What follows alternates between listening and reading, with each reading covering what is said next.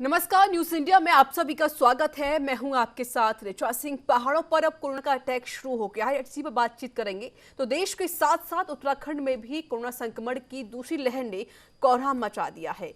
आलम यह है कि प्रदेश में मैदानी इलाकों को छोड़ो तो पर्वतीय इलाकों में भी कोरोना ने हाहाकार मचाया हुआ है। राज्य सरकार और स्वास्थ्य विभाग के आंकड़े खुद इस बात की तस्दीक कर रहे हैं कि पहाड़ों में हालात इस समय नाजुक बने हुए हैं। आज के वक्त में कोरोना संक्रमण पर्वतीय जिलों के दूरस्थ और सीमांत गांव तक फैल गया है। ये ऐसे इलाके हैं जहां स्वास्थ्य सुविधाओं की कमी है। यहां के लोगों को कई किलोमीटर पैदल चलकर जिला मुख्यालय या बेस अस्पताल पहुंचना पड़ता है। पहाड़ी क्षेत्रों में स्वास्थ्य सुविधाओं के साथ संसाधनों की बेहद कमी है, जिसके कारण कोरोना काल में यहां संक्रमण बेलगाम होता जा रहा है। तो वहीं कोविड के साथ साथ हर रोज नई नई परेशानियां भी सामने आ रही हैं, जहां कोविड संक्रमित मरीजों में ब्लैक फंगस और व्हाइट फंगस के लक्षण मिल रहे हैं, जो कहीं ना कहीं स्वास्थ्य विभाग की चिंताओं को बढ़ा रहे हैं। कोरोना तो बहुत विकट ले लिया इसने रूप। गांव में बहुत बुरी तरीके से फैल रखा है। सरकार ने गवर्नमेंट की तरफ से बिल्कुल गांव चारों तरफ से सील कर लिया गया है। और किट तो मिल रही है, लेकिन किट में सारा सामान जैसे कि कुछ उपलब्ध है नहीं। कोरोना पॉजिटिव वालों को लोगों को पास वही पेन किलर वगैरह छोटा मोटा सामान मिला है, और जो कि उसमें होना चाहिए, किट होना चाहिए। ऑक्सीजन नापने वाली कोई मशीन है नहीं, कोई ऐसा कोई आइटम है नहीं जिससे कि यार उनको कोई फैसिलिटी मिले। 22 लोगों को कोरोना पॉजिटिव पाए गए। सरकार ने पूरे गांव को सील किया गया है।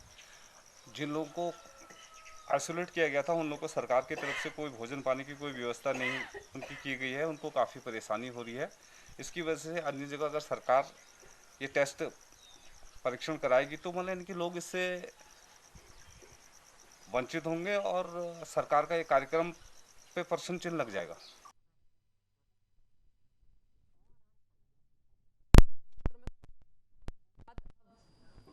पहाड़ी क्षेत्र में भी लगातार कोविड का जो कहर है वो बढ़ता जा रहा है। और इस पर अधिक बातचीत करने के लिए अधिक जानकारी देने के मेरे साथ जुड़ चुकी है मेरी सहयोगी देहरादून से लाइव जुड़ी हुई है साक्षी साहनी। साक्षी, कोविड का जो कहर है वो तो लगातार बढ़ ही रहा है, साथ ही जो अन्य बीमारियां हैं वो भी लगातार बढ़े, चाहे वो ब्लैक फंगस हो या व्हाइट फंगस हो। जो बीमारियां हैं वो भी लगातार उत्तराखंड में बढ़ती हुई नजर आ रही हैं। फिलहाल पर्वतीय क्षेत्रों में क्या कुछ हालात बने हुए हैं कोविड के, साक्षी? बिल्कुल रिचा, देखिए जिस तरीके से देखा जा सकता है कि कोरोना संक्रमण ने जिस तरीके से मैदानी क्षेत्रों में तो अपना प्रकोप दिखाया ही, लेकिन अब पहाड़ी क्षेत्रों में भी अपना कहर बरपाता हुआ नजर आ रहा है। जिस तरह से देखा जा सकता है जितने भी पहाड़ी जिले हैं उसमें लगातार जो है संक्रमण का दर बढ़ता जा रहा है, जिसके नज़र देखा जा सकता है कि कहीं ना कहीं पहाड़ी क्षेत्रों में लोगों को बहुत ज़्यादा दिक्कतों का सामना करना पड़ रहा है। अगर बात करें संक्रमण की तो देखिए जिस तरीके से अगर हम बात करें तो अगर 20% संक्रमण का दर ये मैदानी क्षेत्रों में कम हुआ है तो 20% से ज्यादा संक्रमण का दर जो है वो पहाड़ी क्षेत्रों में बढ़ा भी है।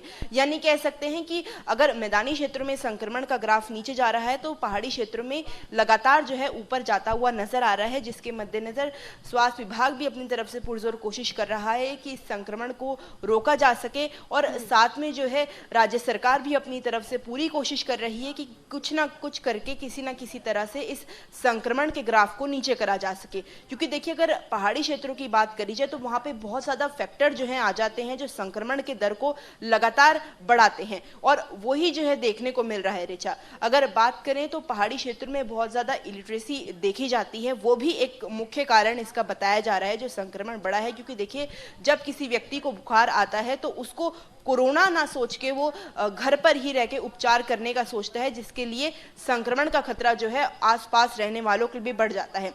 इसके अलावा अगर बात करें जिस तरीके से पलायन हुआ था और उसके बाद फिर से जो है लोग पहाड़ी क्षेत्रों में लोगों ने रुख किया बढ़ते कोरोना संक्रमण को देखते हुए, तो वो भी कहीं ना कहीं मुख्य वजह है इसका रिचा, जिसको लेकर राज्य सरकार जो है अपनी तरफ से पुरजोर कोशिश कर रही है कि संक्रमण को रोका जाए और साथ में लोगों को भी जागरूक किया जाए। क्योंकि देखा जा सकता है कि कहीं ना कहीं जागरूकता का अभाव भी देखा जा सकता है लोगों में। जी रिचा। बिल्कुल साक्षी, अगर मैं बात आंकड़ों की तो फिलहाल क्या कुछ आंकड़े आए हैं उत्तराखंड में कोविड-19 के, साथ ही साथ देहरादून में क्या कुछ हालात बने हुए हैं, कितने आंकड़े यहाँ पर सामने निकल कर आए हैं 24 घंटे के अंदर? साक्षी।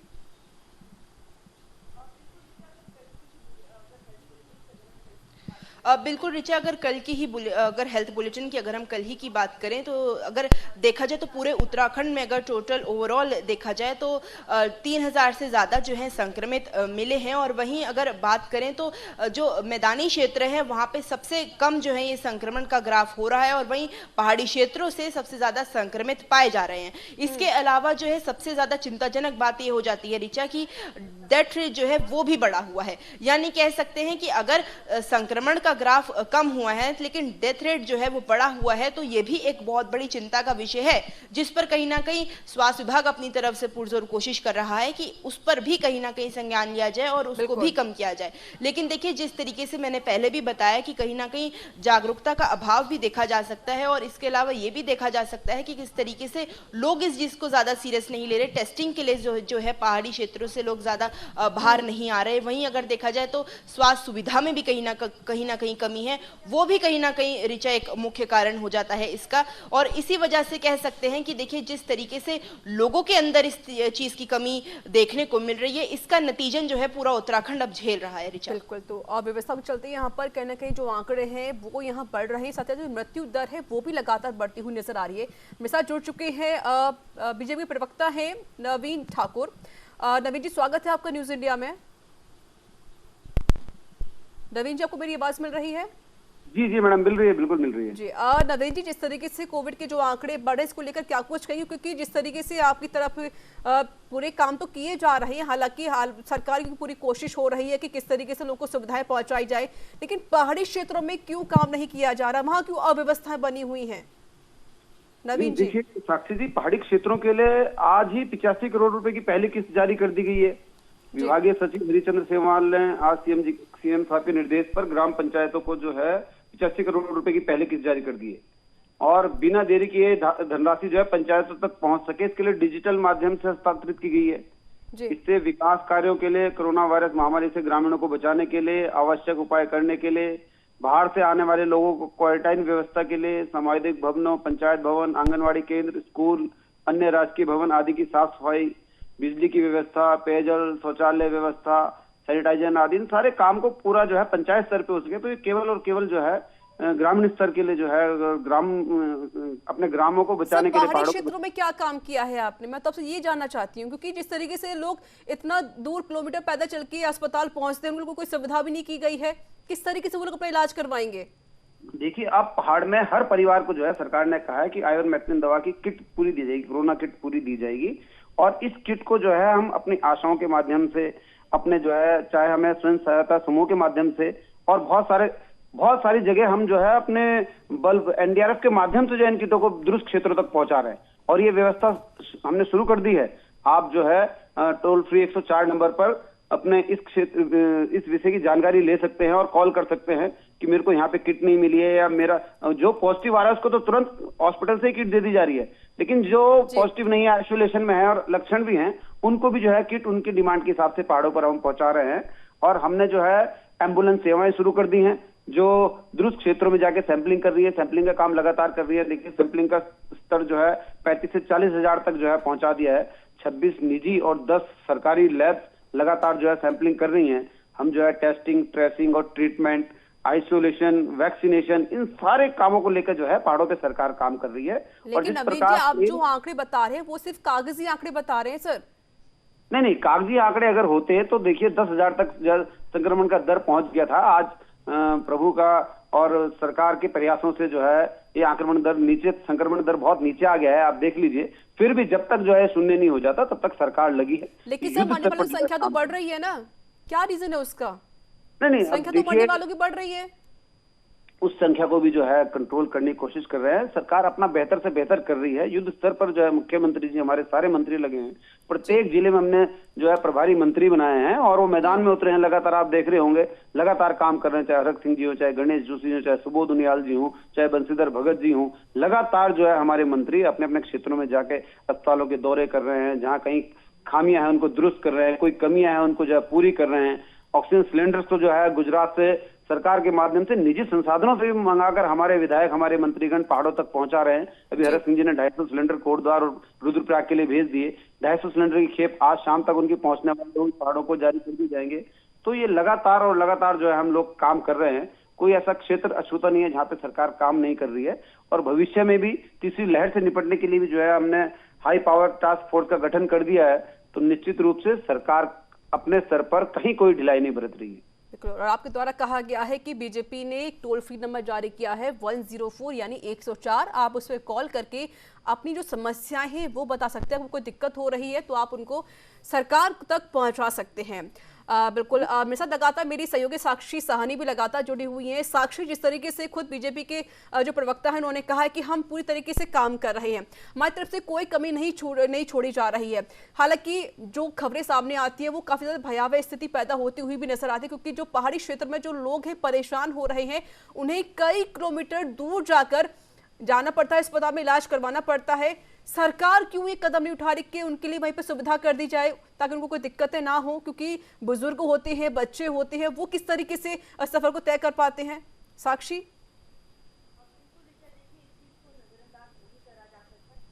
बिल्कुल रिचा, देखिए इस चीज़ को नज़रअंदाज नहीं करा जा सकता कि पहाड़ों की स्थिति बहुत ज़्यादा भयावह है।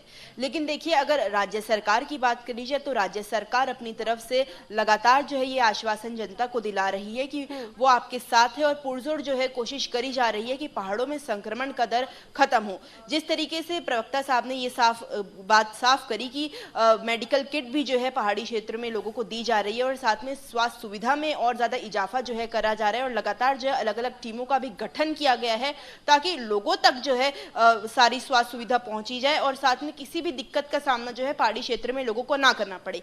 लेकिन अगर जमीनी स्तर पे बात करें रिचा, तो जमीनी स्तर पे लोगों का ये कहना है कि जो हेल्पलाइन नंबर है उस पर फोन करो तो फोन आंसर नहीं होता। इसके अलावा अगर बात करें जो बहुत ज्यादा आगे जो ऊंची चोटियों पर रहने वाले लोग हैं उनका भी ये साफ तौर पर कहना है कि क्योंकि देखिए नीचे उनको अपने स्वास्थ्य सुविधा के लिए नीचे आना पड़ता है, तो उसको लेकर कहीं ना कहीं एम्बुलेंस की पूरी सुविधा नहीं हो पाती और तमाम जो है बातें उन्होंने भी साफ करी। यानी जिस तरीके से आपने मुझसे खुद कहा कि लोगों का कहना है कि जब हम कॉल करते हैं टोल फ्री नंबर 104 पर तो उसका आंसर नहीं मिलता है। नवीन जी क्या कहेंगे आप? देखिए सर, आपने तो नंबर जारी कर दिया, बस जी बिल्कुल नंबर जारी किया है। नंबर जारी करने से सर क्या होगा? काम तो करना पड़ेगा ना सर, जमीनी स्तर पर काम करना पड़ेगा। काम कर रहे हैं जमीनी स्तर पर, हमारी सरकार लगातार काम कर रही है, तभी हमने दूसरी लहर को जो है रोका जिस प्रकार पहली लहर का सफलतापूर्वक हमारी सरकार ने काम। जनता क्यों कह रही है कि भैया जब कॉल करती है 104 पे तो नंबर लगता ही नहीं है, यहाँ पर कोई आंसर दिया ही नहीं जाता है।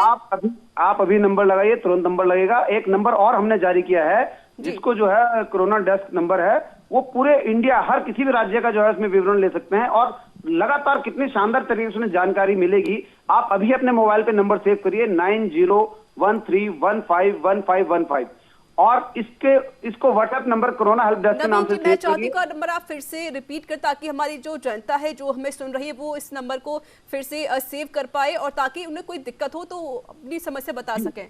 जी बिल्कुल, ये बहुत शानदार तरीके से और पूरे भारत की प्रत्येक राज्य की निचले स्तर तक की जो है जानकारी इस पे तुरंत मिलती है, क्योंकि मैं लगातार इस नंबर पे अपडेट रहता हूं। मेरा सभी आपके जो है लोकप्रिय चैनल के माध्यम से दर्शकों से निवेदन है, इस नंबर को सेव करें 9013151515 और चलिए बीजेपी सरकार ने एक नंबर जारी कर दिया, इसको लेकर आप इस पे कॉल कर सकते हैं। नंबर आपको मैं फिर से बता देती हूँ 9013151515। आप इस पे कॉल कर सकते हैं, आपको कोई समस्या है कोविड को लेकर। जी मैं थोड़ा सा जो है क्लियर कर दूं, ये जो दूसरा जारी किया इसमें कॉल नहीं करनी है, इस नंबर को सेव करना है, व्हाट्सएप नंबर है और इस पे आप जैसे ही नमस्ते लिखेंगे आपके पास सारी जानकारी तुरंत 1 सेकंड में आएगी। नमस्ते जैसे आप लिख के भेजेंगे सारी जानकारी आएगी। आप अभी अपने नंबर इसको सेव करके तुरंत जो है डेमो भी दे सकते हैं अपने दर्शकों को। नंबर जारी किया गया, इस पे आप व्हाट्सएप करके नमस्ते लिख सकते हैं और अपनी समस्या बता सकते हैं। मेरे साथ आप जुड़ चुके हैं समाज सेवी है दिनेश तिवारी। तिवारी जी बहुत बहुत स्वागत है आपका न्यूज इंडिया में। और मेरे साथ जुड़ चुके हैं कांग्रेस के विधायक हैं मनोज रावत। माफी चाहती हूँ, मेरे साथ गरिमा दसोनी जुड़ चुकी है, कांग्रेस प्रवक्ता है। गरिमा जी स्वागत है आपका न्यूज इंडिया में। गरिमा जी आपको मेरी आवाज मिल रही है? जी ऋचा जी, मुझे जी आपकी आवाज़- गरिमा जी, जिस तरीके से बीजेपी का दावा है कि हमने व्यवस्थाएं तो पूरी कर रखी हैं और हम पूरी कोशिश कर रहे हैं कि जनता कोई दिक्कत ना हो, लेकिन जिस तरीके से जो आंकड़े बढ़ रहे हैं, साथ ही जो मौत का आंकड़ा है वो भी बढ़ रहा है, क्या कहेंगे इसको लेकर? देखिए, चाहे कितनी भी कवायद की ये अपनी पीठ थपथपा लें या कुछ भी नवीन ठाकुर जी यहाँ चैनलों में आकर भ्रमित करने के लिए बातें कहें, ये जो नंबर पे नंबर जारी हो रहे हैं मैडम, मैं खुद भुक्तभोगी हूँ। सुबह से लेकर शाम तक इन नंबरों पर मिलाओ, कोई उठाता है नहीं। इनके नोडल अधिकारी सब जो हैं वो झूठी बातें वहाँ उच्च न्यायालय के सामने रख रहे हैं। उच्च न्यायालय के गुस्से की पराकाष्ठा आप देखिए कि किस तरह की शब्दावली का प्रयोग हाईकोर्ट ने राज्य सरकार के लिए किया। सबसे पहले उन्होंने शुतुरमुर्ग की तरह सोती रही राज्य सरकार बोला कि दूसरी लहर के लिए कोई तैयारी नहीं करी और शुतुरमुर्ग की तरह सोती रही। फिर 10 मई को जब शपथ पत्र दाखिल किया गया तो कहा गया इससे घटिया शपथ पत्र हमने आज तक नहीं देखा। ये उच्च न्यायालय ने कहा है राज्य सरकार के अधिकारियों को। 20 अप्रैल को उनको हिदायत दी गई थी कि आप जो है ग्रामीण अंचलों में मोबाइल वैन उतारिए, 20 अप्रैल को। और आज हम देखिए किस तारीख में खड़े हैं, 21-22 मई हो गई है, आज तक भी मोबाइल वैन पर्वतीय अंचलों में, पर्वतीय जिलों में नदारद हैं। टेस्टिंग संख्या बढ़ाइए ये सरकार ने कहा, एकदम से इन्होंने टेस्टिंग संख्या घटा दी, अब हाफ कर दी है टेस्टिंग संख्या। सिर्फ किस लिए कि आप की जो किरकिरी हो रही थी, आप सबसे निचले पायदान पे हैं आज रिकवरी रेट में, हम सेकंड लास्ट पोजीशन पे हैं रिकवरी रेट में, केवल 0.2 से सिक्किम हमसे आगे है। वहीं दूसरी ओर मृत्यु दर में हमने पूरे नॉर्दर्न इंडिया को पीछे पछाड़ रखा है, सारे हिमालयी राज्यों को पीछे पछाड़ रखा है। तो आपकी ये जो कसरतें हैं, ये जो एक्सरसाइज है, अगर वो फ्रूटफुल रिजल्ट्स नहीं दे रही, अगर वो कोई आउटकम नहीं दे रही और वो जनता को निजात नहीं दिला पा रही मैडम, तो मुझे नहीं लगता कि कोई अपनी इस तरह की सराहना यहाँ पर नवीन ठाकुर जी को करनी चाहिए। मैं दसियों इनके लूप होल्स गिना सकती हूँ आपको। कल इनको हाईकोर्ट ने कहा कि रेमडेसिविर के लिए प्रस्ताव तक आपने केंद्र सरकार को नहीं भेजा और लोग यहाँ मारे मारे फिरते रहे, बाजारों में किल्लत हो गई इंजेक्शन की, रेमडेसिविर की। लेकिन मैं बताना चाहती हूँ उसका प्रस्ताव तक नहीं भेजा गया केंद्र सरकार को, और जब भेजा गया 74,000 इंजेक्शन का, तो प्राप्त हुए मात्र 33,000 इंजेक्शन। तो 1300 लोग अभी तक इंजेक्शन के अभाव में मर चुके हैं। इनके वहां सैनिटाइजर 12 रुपए लीटर का जो खरीद है उसको 60 रुपए लीटर में दिखा रहा है पेपरों में नगर निगम। जो 5 रुपए का मास्क है उसको 16 रुपए में दिखा रहा है। यहाँ रायपुर के अस्पताल का बताऊं आपको तो स्थानीय विधायक जो भाजपा के हैं उन्होंने फेसबुक पेज पे अपलोड कर दिया कि 30 आईसीयू बेड मैंने जनता को समर्पित कर दिए। वहां जाके जब मेडिकल टीम ने देखा तो एक भी आईसीयू बेड नहीं था। पूरी तरीके से एक कमियों की जो लिस्ट है वो यहाँ जारी ही कर दी है। नहीं, कमियां अगर उजागर नहीं करेंगे, अगर इनको आईना नहीं दिखाएंगे तो क्या मरने के लिए छोड़ दें लोगों को? आज हमारे शवगृहों में हमारे अंतिम संस्कार नहीं हो पा रहे हैं, शवों का अंबार लगा हुआ है। मैम मेरे साथ आपसे रहेगी, मेरे साथ डॉक्टर जुड़ चुके हैं, डॉक्टर NS विष्ट हैं। डॉक्टर स्वागत है आपका न्यूज इंडिया में। नमस्कार जी डॉक्टर साहब, मेरा एक सवाल आपसे ये रही, जिस तरीके से लगातार जो कोविड के आंकड़े बढ़ रहे हैं वो तो भयावह हो ही रहे हैं, साथ ही साथ जो अन्य बीमारियां हैं, चाहे ब्लैक फंगस हो, व्हाइट फंगस हो, अब तो मिर्गी और लकवा की बीमारी भी यहाँ पर सामने आ रही है। इसमें कहा गया है कि ये जो बीमारियां हैं उन लोगों को हो रही है जो ऑलरेडी कोविड पेशेंट हैं या वो कोविड से ठीक हो चुके हैं। इसकी वजह क्या है सर? जिस तरीके से जो केस बढ़ रहे हैं कोविड के या फिर जो अन्य बीमारियों के केस बढ़ रहे हैं, चाहे ब्लैक फंगस हो, व्हाइट फंगस हो। देखिए, हमारे देश में जो स्वास्थ्य की प्रणाली है जी, वह ये जो अस्पताल आधारित स्वास्थ्य प्रणाली है जी, तो अभी ये हमारे लिए एक रेड फ्लैग है। ये सोचने का विषय है कि क्या अस्पताल आधारित स्वास्थ्य प्रणाली हमारे लिए सही है। कोरोना काल में हमने देखा कि जितने भी लोग ऑक्सीजन बेड पर रहे हैं या आईसीयू में रहे हैं, आप देख रहे हैं कि उनमें एक तो लॉन्ग कोविड के सिम्टम आ रहे हैं या फिर उनको ये ब्लैक फंगस, अब हमारे राज्य में भी महामारी घोषित हो गई है ब्लैक फंगस की। तो कुल मिलाकर इसका निष्कर्ष ये निकलता है कि प्रिवेंशन जो है, जो प्रिवेंटिव मेजर है जी, जो कोरोना के लिए हमें मास्क का उपयोग, सोशल डिस्टेंसिंग, अपना स्वास्थ्य सही रखना, अपना शुगर सही रखना, अपना बीपी सही रखना, अपना मोटापा सही रखना, उसमें हम पीछे रह गए। तो ये क्योंकि भारत जो है अभी इस वक्त में मधुमेह का गढ़ बन चुका है, वैश्विक केंद्र हैं हम मधुमेह के, शुगर के रोग के, हमारी बुजुर्गों की आबादी नहीं के बराबर है, 6% के करीब। ऐसे में हमारा जो अधेड़ वर्ग है, युवा वर्ग है, और जो हमारे वयस्क हैं, इस लहर में वो तीनों ही संक्रमित हुए हैं और तीनों को ही जान का नुकसान हुआ है। बिल्कुल डॉक्टर साहब, मैं सवाल आपसे रहेंगे, माफी चाहती हूँ, समय की बहुत कमी है मेरे पास। मेरे साथ समाज से भी जुड़े हुए हैं दिनेश तिवारी। दिनेश जी, आप एक समाज से भी लोगों से आप मिलते होंगे जो गरीब बच्चे हैं या फिर जो बेसहारा लोगों से आपने मुलाकात भी की होगी।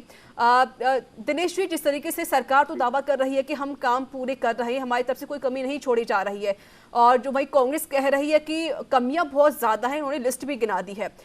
जिस तरीके से आप लोगों के साथ मिलते हैं, फिलहाल जमीनी स्तर पे क्या कुछ देखा है आपने? क्या सरकार वाकई में काम कर रही है लोगों के लिए? जी जी, जहाँ तक सरकार के काम करने का सवाल है जी, इस समय पहाड़ों की स्थिति बहुत ही ज्यादा चिंताजनक है। मरने वालों की तादाद लगातार बढ़ रही है। राज्य में 1 मई से 19 मई तक मरने वालों में 19% पर्वतीय जिलों का हिस्सा है। जी, देखिए, यह चिंता की बात है कि जो है उत्तराखंड के राज्य के 9 पर्वतीय जिलों में लगभग 20,000 केस आए हैं, जो राज्य के कुल कोरोना केस का 27.6% हिस्सा है। और अगर आंकड़ों को आप देखें मैडम, राज्य में अब हर चौथा केस उत्तराखंड के पर्वतीय जिलों से आ रहा है। जी, हमारे यहाँ एक तो जो टेस्टिंग की रफ्तार है वो मैदानी जिलों से बहुत धीमी है। अभी जो है राज्य में मंत्री थोड़ा सा, जो बात टीवी पे आपको दिखाई दे रही है या हमको बताई जा रही है, वो पूरी तरह से गलत है। मंत्री पूरी तरह से छुपे हुए हैं और जो है सरकार खुद जो है क्वारंटीन हो गई है, कहीं भी एक्टिव दिखाई नहीं पड़ रही है। और सबसे बड़ी बात मैडम यह है कि जब राज्य में स्वास्थ्य सेवाओं का जो बजट है, जो हमारा जो 15वां वित्त आयोग था, उसने कहा था कि राज्य में जो स्वास्थ्य सेवाओं का बजट है उसको 8% तक ले जाना चाहिए। जी, आप देख लीजिएगा आंकड़ों को कि राज्य का जो स्वास्थ्य का बजट है वो 5% से भी नीचे है। चलिए, बिल्कुल बिल्कुल बिल्कुल। दिनेश जी, माफी चाहते, समय की बहुत कमी है मेरे पास। बहुत बहुत शुक्रिया साक्षी और नवीन ठाकुर, बहुत बहुत शुक्रिया आपका। दिनेश तिवारी, बहुत बहुत शुक्रिया।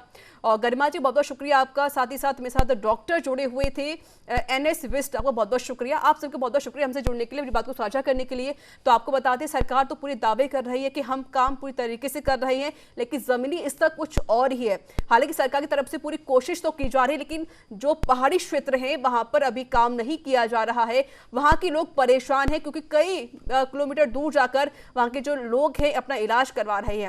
हालांकि कोविड का जो कहर वो तो बढ़ ही रहा है, साथ ही साथ अब उत्तराखंड में नई नई बीमारियां भी सामने आ गई हैं, चाहे वो ब्लैक फंगस हो या फिर व्हाइट फंगस हो। ऐसी कुछ और अन्य बीमारियां हैं जो कोविड पेशेंट के अंदर पाई जा रही है, या फिर जो पेशेंट ठीक हो गए हैं कोविड से उनके अंदर यह बीमारी पाई जा रही है। हालांकि सरकार को अभी पूरी रणनीति बनानी होगी, इस पर सरकार को और भी ज्यादा काम करना होगा, तभी हम इस कोविड की चेन को तोड़ सकते हैं।